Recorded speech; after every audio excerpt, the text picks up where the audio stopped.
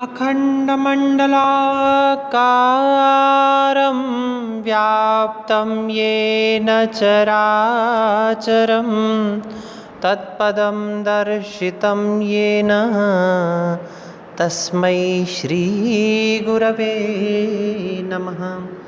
तस्मै श्रीगुरवे नमः। तस्मै श्रीगुरवे नमः। प्रिय विद्यार्थियों, कल हमने साहित्य शास्त्र के 6 संप्रदायों के विषय में पढ़ा था। आज हम मम्मट के द्वारा विरचित काव्य प्रकाश का परिचय देखेंगे। आचार्य मम्मट ने साहित्य शास्त्र का एक बहुत ही अनुपम अप्रतिम ग्रंथ की रचना की, जिसका नाम है काव्य प्रकाश।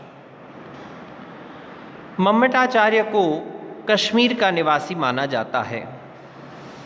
कुछ किंवदंतियाँ प्रसिद्ध हैं। उनके अनुसार मम्मट को नैषधीय चरितम के रचयिता महाकवि श्री हर्ष का मामा भी माना जाता है। काव्य प्रकाश की एक टीका है, सुधा सागर जी ने टीका लिखी है सुधा सागर टीका लिखी है भीमसेन जी ने। उसमें उन्होंने यह बताया है कि मम्मट कश्मीर देश के निवासी थे और जय्यट के पुत्र थे और पतंजलि के द्वारा लिखित महाभाष्य के एक टीकाकार हुए हैं कैयट मम्मट के छोटे भाई थे और यजुर्वेद के भाष्यकार हुए हैं उवट, वो भी मम्मट के छोटे भाई हैं, ऐसा माना जाता है। अब काव्य प्रकाश की बात करें। काव्य प्रकाश के 3 भाग हैं।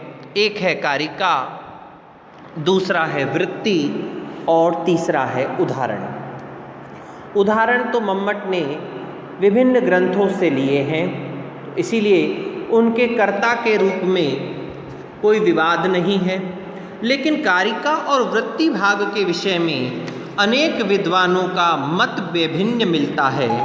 कुछ लोग ये मानते हैं कि मम्मट ने केवल वृत्ति भाग की रचना की और कारिकाओं की रचना भरत ने की है, और कुछ लोग मम्मट को ही कारिका और वृत्ति का रचयिता मानते हैं। तो इस विषय में हमें मत वैभिन्न में नहीं पढ़ना है। हमें तो इतना जानना है कि मम्मट के द्वारा विरचित काव्य प्रकाश के 3 भाग हैं, कारिका भाग, वृत्ति भाग और उदाहरण भाग, और उसी आधार पर हम इनका अध्ययन करेंगे। और यह काव्य प्रकाश 10 उल्लासों में विभक्त है। श्रीमद् भगवत गीता संस्कृत साहित्य का बहुत ही प्रसिद्ध और लोकप्रिय ग्रंथ है।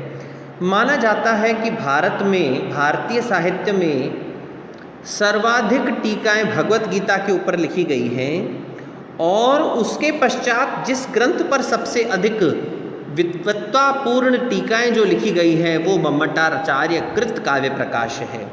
लेकिन अगर विश्व की समस्त भाषाओं की बात करें तो उसमें पंचतंत्र प्रथम स्थान पर आता है, जिसका सर्वाधिक भाषाओं में अनुवाद और टीकाएं लिखी गई हैं।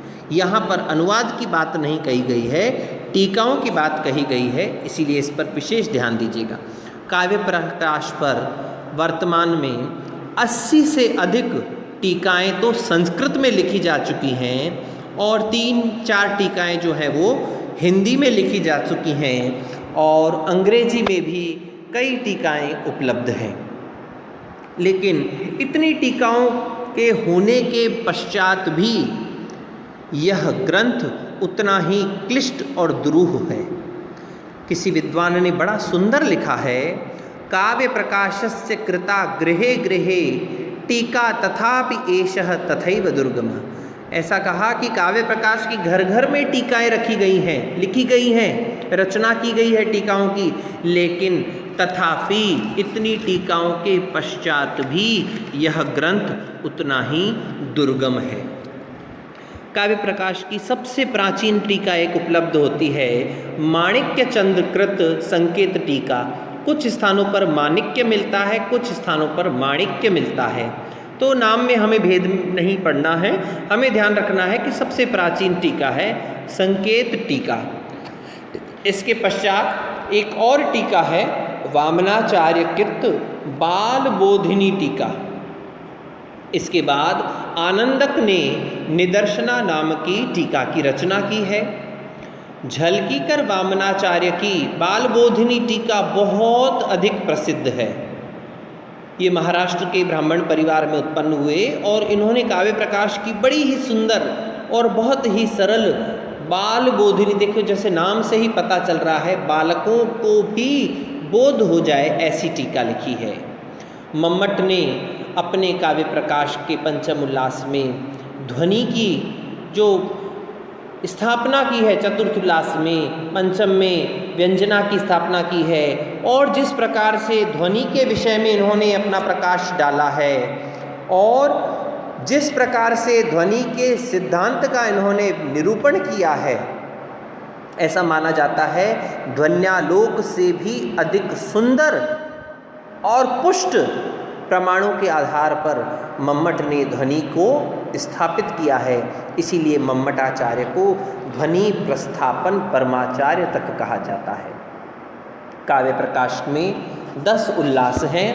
प्रथम उल्लास में मंगलाचरण, काव्य के अनुबंध, काव्य के प्रयोजन और काव्य के लक्षण के ऊपर चर्चा करके 3 प्रकार के काव्य बताए गए हैं, उत्तम काव्य, अधम काव्य और मध्यम काव्य। द्वितीय उल्लास में शब्द शक्ति के ऊपर चर्चा करके हुए 3 प्रकार की शब्द शक्तियाँ और वहीं पर ही संदर्भवश आए हुए अभिहितान्वयवाद और अन्विताभिधानवाद के ऊपर भी चर्चा की गई है। तृतीय उल्लास में आर्थी व्यंजना की सोधारण व्याख्या की गई है।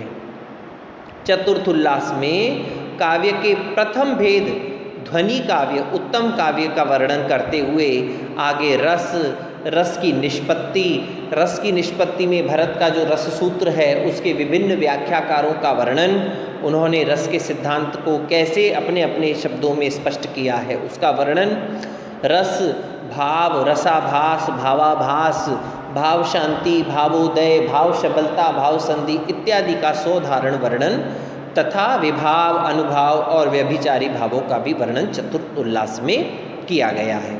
इसके पश्चात पंचम उल्लास में काव्य का द्वितीय भेद मध्यम काव्य अर्थात गुणीभूत का व्यंग्य काव्य का 8 प्रकार के भेदों का सोधारण वर्णन पंचम उल्लास में मम्मट ने किया है।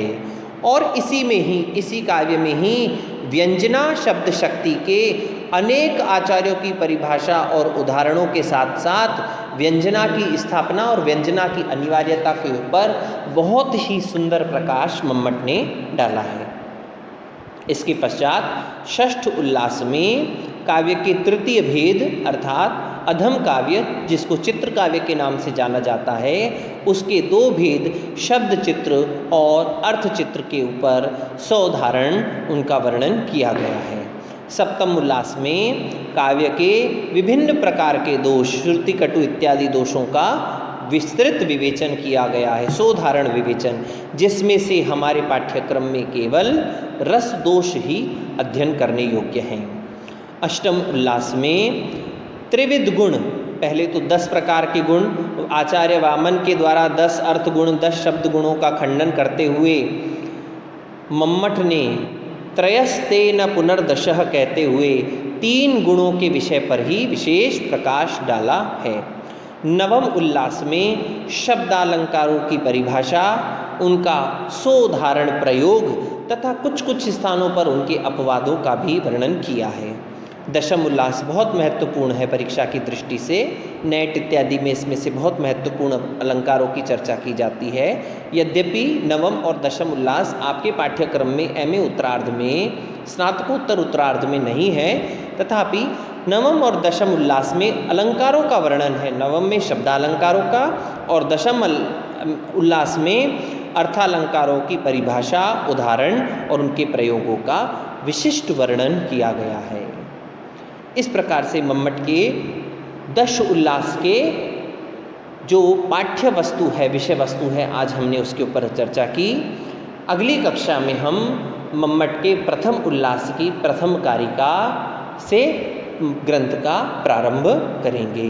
तब तक के लिए अपना अध्ययन प्रारंभ रखिए।